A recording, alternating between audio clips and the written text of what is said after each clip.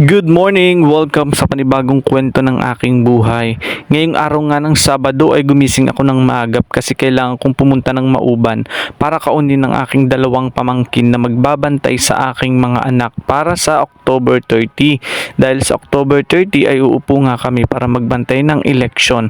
Dumaan nga pala muna ako dito sa Pagosalinahan at napakamahal ng gas. Pagdating ko nga dito sa malapit na sa Mauban, maulan pala dito habang sa Lucena o sa Tayabas ay mainit at hindi man lamang umuulan. Kaya ayun, nagdahan-dahan at nag-ingat tayo sa pagdadrive para makarating ng ligtas. Pagdating ko nga ay narito na ang aking dalawang pamangkin, bali nagpabayo na sila ng palay. And then habang iniintay namin yung palay, pumunta muna kami ng 7-Eleven para magmerienda at magkape na rin. Sa totoo lang, hindi ko alam kung paano kaya umorder ng kape dito.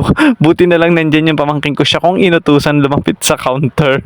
Binigyan siya ng paper cup, ayan. At naisip ko naman, ito ay pipindutin ng mag-isa. So at yun na nga nangyari, kumuha ko ng coffee lang yung in-order ko and then sa kanya ay isang siopaw.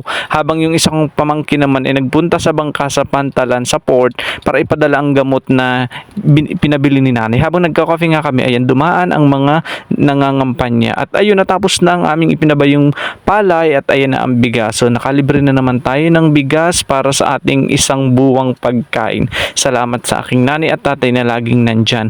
So ayan, pabalik na nga kami ng Tayabas, Lucena, then pupunta na kami sa Tayabas, kasama ko na ang dalawa kong pamangkin. Ayan silang dalawa, si Joy Joy at si Danica, ang aking pamangkin. At bago ka nga umalis ng Mauban, makikita mo muna ang niyog na ito. Dating nga namin ng Lucena, ayan, napakaganda ng araw, napakainit, habang sa Mauban ay napakaulan. Anyways, yun lang muna ang ating for today's video. Maraming salamat sa inyong panonood, like, share, and follow.